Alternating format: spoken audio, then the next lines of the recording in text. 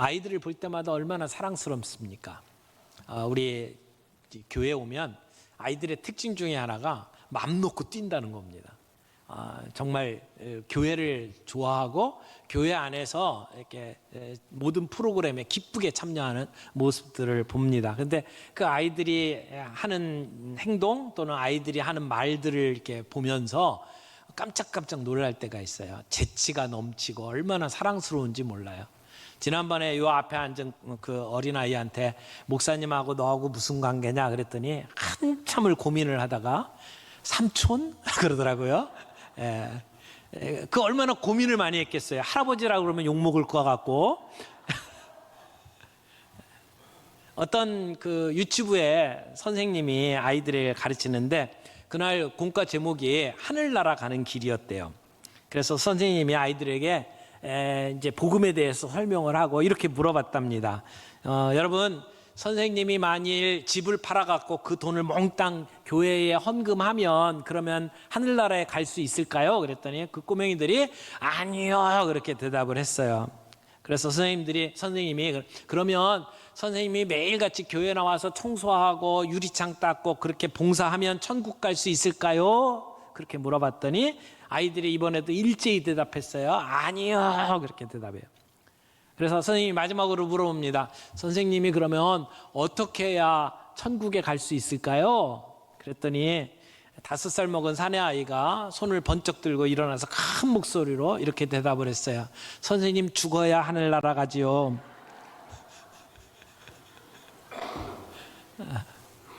아이들이 참 순수합니다. 네. 근데 우리 교회에 요즘에 보면 여기저기서 사람들이 모여서 막 깔깔 웃고 뭐 행복한 이야기 이렇게 들려요. 근데 거기에는 여지없이 우리 아이들이 와 있어요. 특별히 요즘 이제 지금 세례받은 아이들 교회에 올 때마다 뭐 사람들이 함께 모여가지고 얼마나 즐거워하는지 몰라요. 그런데 요한 웨슬레가 이런 말씀을 했어요. 우리가 나중에 천국 가게 되면 하나님께서 우리에게 3가지를 물어보실 것 같다. 그게 뭐냐면 첫 번째, 내가 너한테 준 시간으로 너 뭐 했냐? 주님이 물어보실 거래요. 두 번째, 내가 너한테 준 돈으로 너 뭐 했냐? 주님이 물어보실 거래요. 그리고 세 번째, 내가 너에게 준 자녀를 어떻게 양육했냐? 하나님 물어보실 거래요.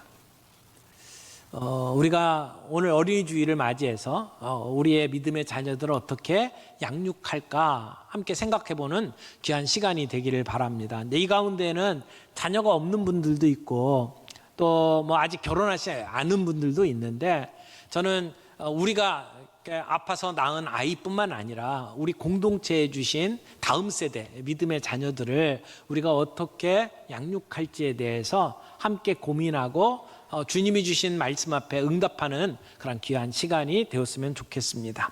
오늘 말씀을 보게 되면 우리가 한 3가지 정도 포인트를 두고 생각할 수 있을 것 같은데요. 첫 번째, 예수님의 만져주심을 바라고 데리고 오는 사람들이 있습니다.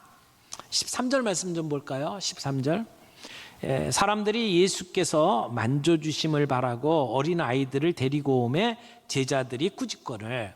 여기 보면 등장인물이 예수님을 제외하고 예수님과 함께하는 사람들이 3 종류의 사람이 나오잖아요. 첫 번째는 어린아이가 있어요. 어린아이. 아마 갓난아이부터 시작해서 한 초등학교 정도 되는 아이들을 다 포함해서 이 어린아이라고 말할 수 있을 거예요. 그런데 이런 어린아이들이 가지고 있는 특징이 있죠. 누군가를 의지해서 살아갈 수밖에 없는 존재들이에요. 자기 혼자서 모든 일을 할 수 있는 아이들이 아니죠. 그래서 절대적으로 보호자가 필요하고 부모가 필요합니다. 그런데 이런 존재에 대해서 오래전부터 사람들은 무시하고 그리고 착취해 왔습니다. 그래서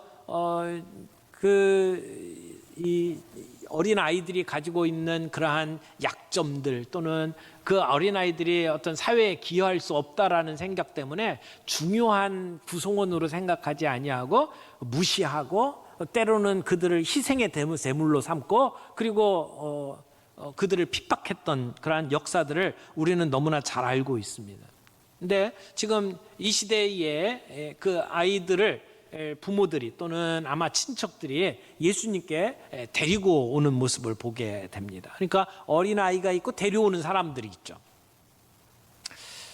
어린아이들을 데리고 가서 복을 비는 모습은 그 시대의 일반적인 모습이었습니다. 유대 사회에서는 큰 인물이나 또는 위인들에게 자기의 자녀들을 데리고 가서 축복을 받는 풍습이 있었습니다. 그분처럼 위대해지거라, 존경받는 사람이 되거라 하는 마음을 담아서 그들에게 가는 것이죠. 근데 이런 모습이 예수님 시대에는 흔히 볼 수 있는 일이었죠. 요즘도 우리들에게 그런 일들이 있지 않습니까? 자녀들에게 그렇게 복을 빌어주고 그런 일을 위해서 내가 아는 존경하는 분들에게 아이들을 데리고 가는 일들이 종종 있습니다. 그런데 여기 본문에 보니까 데리고 가는데 뭐를 기대하며 갔어요? 만져주심을 기대했대요.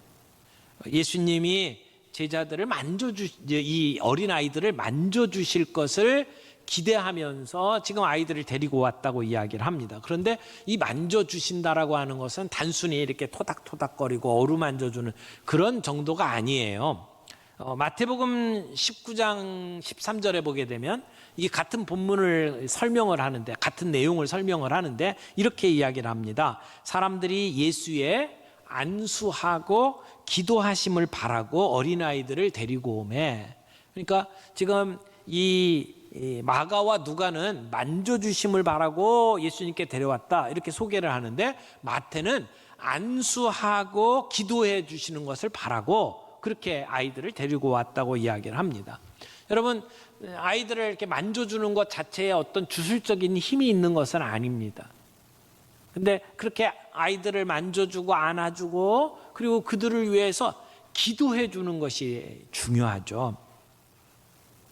마태복음 23장 13절에 보면 이렇게 말씀합니다. 화 있을진저 외식하는 서기관들과 바리새인들이여, 너희는 천국 문을 사람들 앞에서 닫고 너희도 들어가지 않고 들어가려 하는 자도 들어가지 못하게 하는도다. 천국 문에 들어가지 못하도록 막아서서 방해하고 있다고 예수님은 그들을 꾸짖었어요. 그런데 지금 제자들이 그 짓을 하고 있는 것 아닙니까? 예수님께 다가오는 어린 아이들을 막아서고 그리고 그 부모들을 꾸짖고 있는 제자들의 모습, 그들은 아직도 세상의 가치관 속에 그냥 매몰되어 있는 거예요. 주님이 가르쳐 주신 어린아이의 중요성, 그건 안중에도 없는 거예요. 혹시나 우리들이 그런 제자들과 같은 모습으로 오늘 살아가고 있지 않은지 한번 점검을 해볼 필요가 있습니다. 아직도 세상의 가치관 속에 함몰되어서, 그래서 우리 아이들이 주님 앞에 나아가는 것을 가로막고 있지는 않습니까? 그 시대 정신에 충실해서 세상의 가치관에 그냥 똑같은 생각을 가지고 그렇게 아이들을 막아섰던 제자들처럼 오늘 우리도 이 세상의 가치관에 충실해서 그래서 아이들을 믿음의 자리로 나아가지 못하도록 막아서는 장애물 역할을 오늘 우리가 하고 있지 않은지 우리는 한번 점검해 볼 필요가 있다라고 하는 것입니다.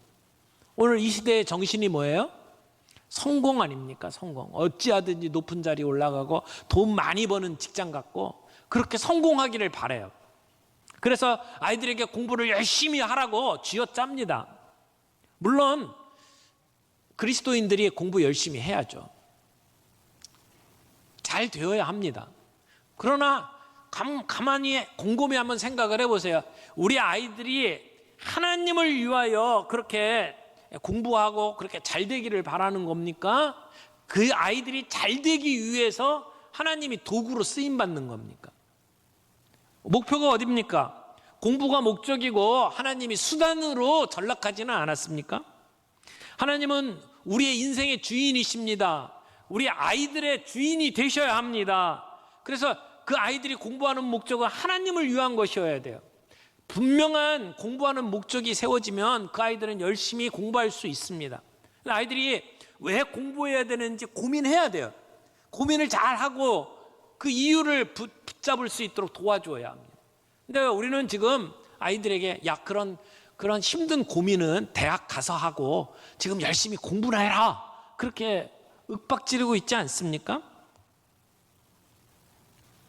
우리 자녀들이 예수님께 나아갈 수 있도록, 우리 부모님의 목소리보다 하나님의 음성이 들려질 수 있도록 우리가 아이들을 도와주는 것이 필요하다는 것입니다. 우리 아이들에게 주님의 만져주심이 필요합니다. 근데 사실 그 주님의 만져주심은 아이들에게만 해당되는 게 아니고 우리 모든 사람들에게 필요한 일 아닙니까? 모든 병자들, 모든 죄인들. 그래서 주님 앞에 가서 주님이 그들을 만져주시고 주님이 그들을 위해서 복비로 주실 때에 그때 병자들이 나음을 입고 죄인들의 죄가 용서받고 그리고 새 생명을 얻고 새로운 삶을 살아가는 그러한 역사가 일어납니다. 우리에게도 그런 주님의 만져주심이 필요하죠. 오늘 이 자리에 함께한 저희 모두가 그 주님의 만져주심, 주님이 우리를 터치해 주시고 우리에게 그런 은혜 주시는 역사가 있기를 바랍니다. 여러분, 우리가 아이들이 그런 주님 앞으로 나아갈 수 있도록 기도하고 돕고 그렇게 섬길 수 있는 저희들이 되기를 바라요. 제자들처럼 이 세상의 가치관에 함몰되어서 그 아이들이 주님 앞에 가는 것을 가로막고 있는 장애물로 존재해서는 안 된다는 겁니다. 두 번째, 여기 예수님의 모습이 나옵니다. 근데 어떻게 나옵니까? 두 번째는 분이 여기시고 꾸짖는 예수님. 우리 14절 좀 같이 보겠습니다. 14절. 예수께서 보시고 노하시어 이르시되 어린아이들이 내게 오는 것을 용납하고 금하지 말라. 하나님의 나라가 이런 자의 것이니라. 여기 보면 예수님이 어떻게 하셨다고요?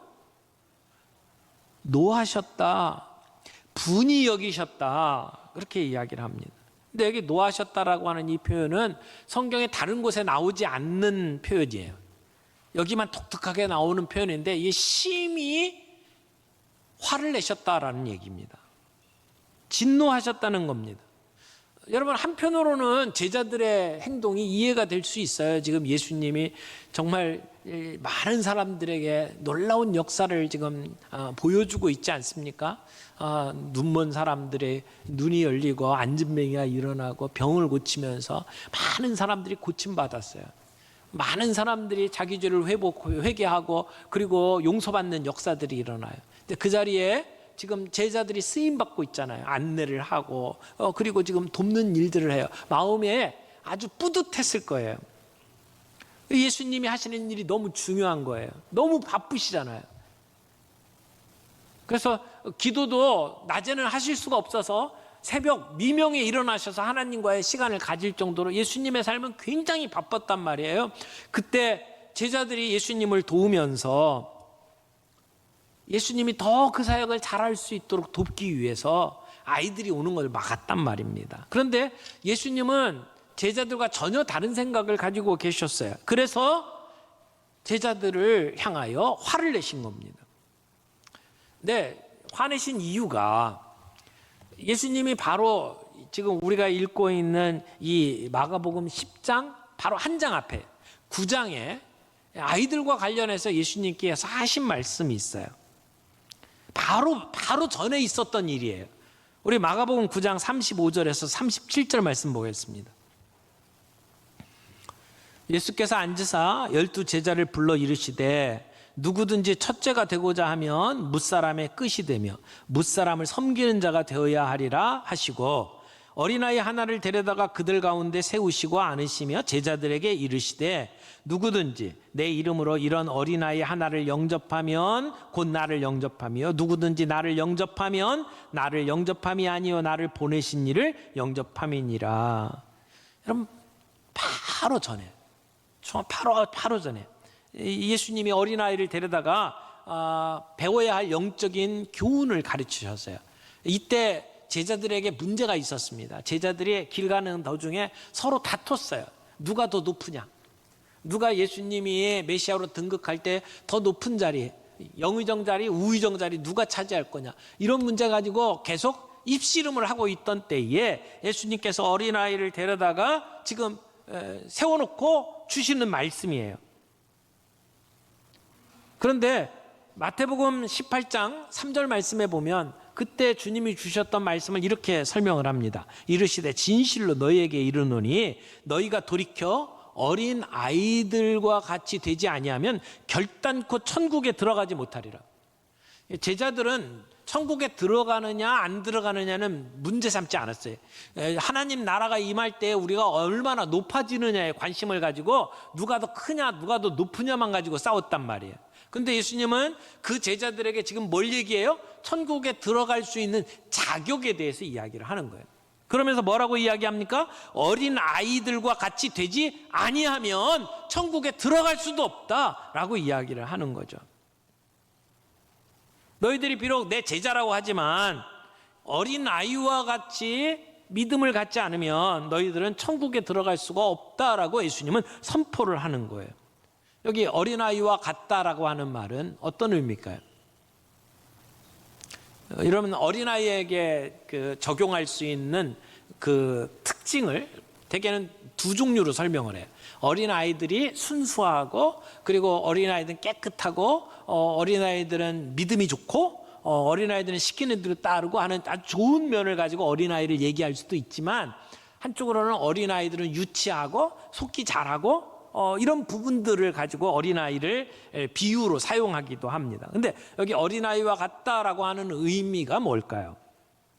천국에 들어갈 수 있는 자, 어린아이와 같다라고 할 때 이 어린아이는 어떤 어린아이를 이야기할까요? 여기 오늘 본문에도 이 어린아이들과 같이 받들지 아니하면, 여기 받든다라고 표현을 했는데, 그 받든다라고 하는 것은 영접한다라고 하는 의미예요. receive, 받는다, 이런 의미를 갖고 있어요.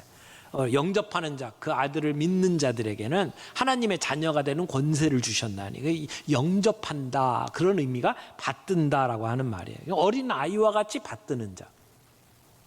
어린 아이들은 전적으로 의지할 수밖에 없는 존재잖아요. 자기들이 뭔가 스스로 할 수 있는 그러한 나이가 아닙니다. 그래서 절대적으로 보호자가 필요해요. 그래서 부모에게 의존하죠. 어린아이들이 자기를 돌봐주는 엄마 아빠를 보고 진짜 우리 엄마 아빠 맞나? 이런 생각을 하는 아이 거의 없어요. 믿죠. 그리고 맡깁니다. 그리고 따릅니다. 그런 것처럼 우리가 하나님 나라를 바라보면서 내가 할 수 있는 게 없습니다. 이것은 마태복음 5장에 심령이 가난한 자하고 같은 의미예요. 나는 할 수 없습니다. 주님만 의지합니다.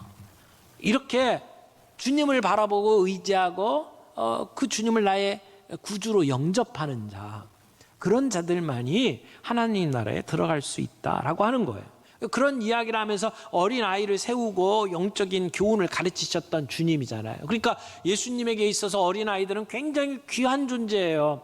근데 제자들이 그 예수님의 말씀을 들었잖아요. 그날 봤잖아요. 그래서 어린아이들을 중요하게 여기는 것이 정말 필요하구나라고 하는 사실을 깨달았을 텐데도 지금 예수님께 다가오는 어린아이를 바라보면서 제자들은 막고 있단 말이에요.